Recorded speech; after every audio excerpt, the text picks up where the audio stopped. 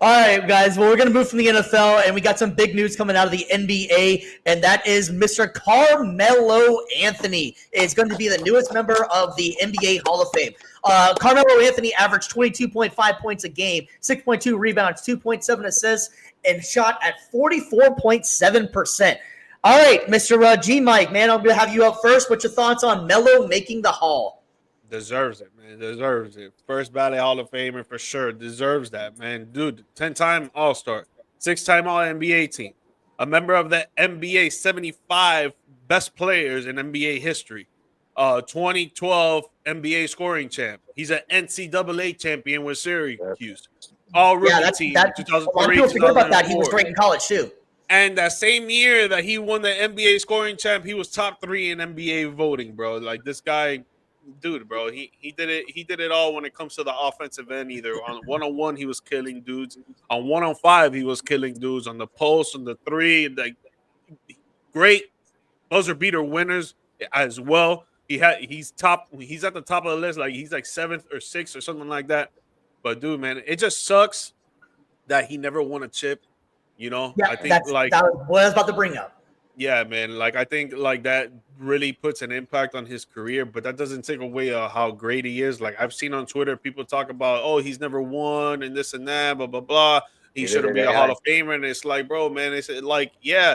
Don't get me wrong. It's all about winning when it comes to sports, bro. But at the end of the day, man, the NBA is a team-oriented game, just like a lot of leagues in the United States and even across the world. It's a team-oriented game, bro. You can't go out there against 1-on-5 and just expect to dominate and win every single game, especially if you're going through 1 round, 2 rounds, 3 rounds, NBA Finals. Like, dude, like people got to put it into realistic perspective, bro. But all in all, man, this guy was a great offensive arsenal. If he was a little better defensively, I think it would have been a no-brainer. He probably would have been in the Hall of Fame already. But, dude, well-deserved, man. Carmelo Anthony, big-time fan. Thanks, Dale, for watching the show and checking in, man. We really appreciate it.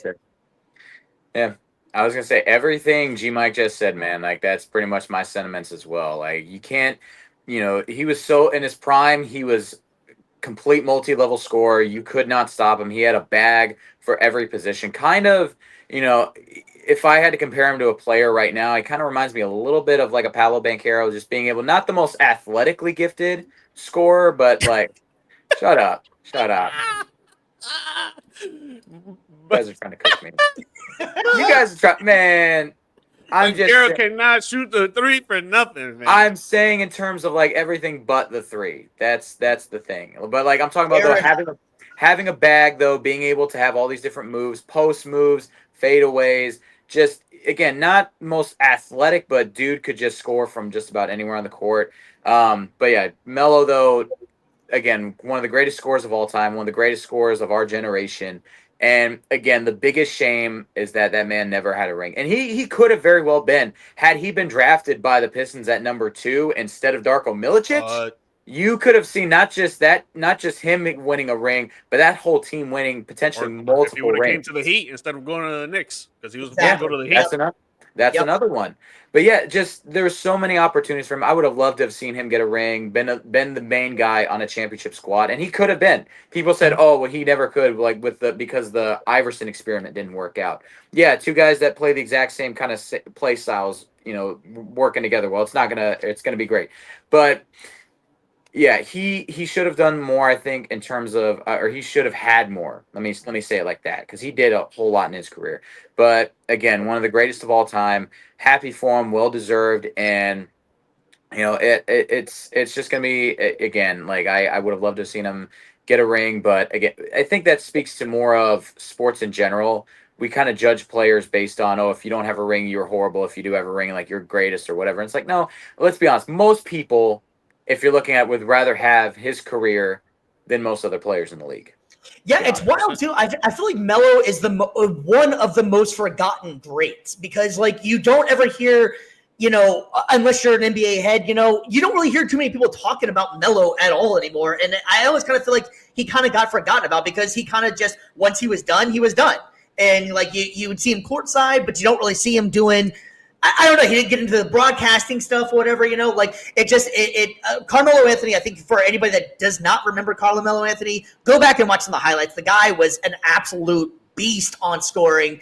He did it all, really. His defense was a little lackluster, but he was an offensive player that could do it all. He kind of had to carry the load on offense a lot for his team. 100%. It's just kind of wild. I feel like he is definitely a forgotten great that doesn't really get talked about very much. So I am all about Carmelo Anthony getting into the Hall of Fame for sure. Probably also, if you think about it, like comparing his rookie season to LeBron's, probably should have won Rookie of the Year. Drafted same year as well. Yeah, like it's very arguable for sure. Yeah. So, but again, I think that imagine if he would have been on the Pistons for that rookie season, he wins Rookie of the Year and he wins, he wins an NBA championship for sure. Dude, I would have loved to see it. And it's like 2009 is the closest that he's ever got into the NBA Finals, the Western Conference Finals, going up against the Lakers and Kobe, Pau Gasol, Lamar Odom. Bro, the Lakers were just a better team, bro. Yeah, really. What's anything to do with Carmelo? Dropping numbers, bro. Melo was dropping numbers, bro. He averaged 27 in a 6-game series, bro. Yeah, like I think he averaged more than Kobe. Yep. I think that in addition to being one of the all-time greats, if you had to. 34.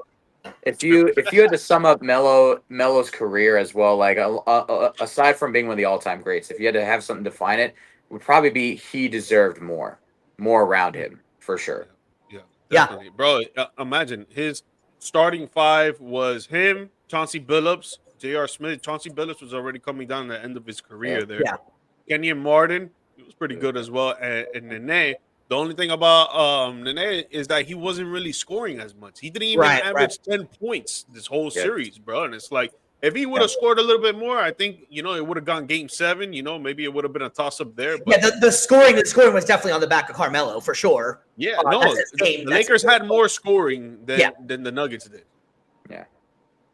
Yeah, no, that's definitely interesting, man, and I'm really happy for Carmelo Anthony too. He seems like especially like off the court, you do any kind of interviews and stuff like that. He's kind of a quiet guy. I'm happy for him. He seems like a pretty good guy, What's that? Like he has a podcast now, so he's not that quiet no more. Yeah, I didn't know that at all. To be honest with you, but he's just always had that laid back. Yeah, he has a podcast right now. Yeah, he just always had that laid back personality, though. He wasn't trying to be the center of attention or anything like that. He just wanted the ball, and that's it. Respect. You can almost call him Mellow. Yeah, there you go. Yeah, there? Yeah? Let's call him Mellow? Okay. Anybody? No? Oh, the dad jokes. Our resident I didn't hear what you said. No, I was saying you can almost call him Mellow. You can almost call him Mellow? Yeah. What do you think, huh? Anybody? Let's move on. Let's move on. Resident dad joke expert Stevie B, folks. Yeah, exactly.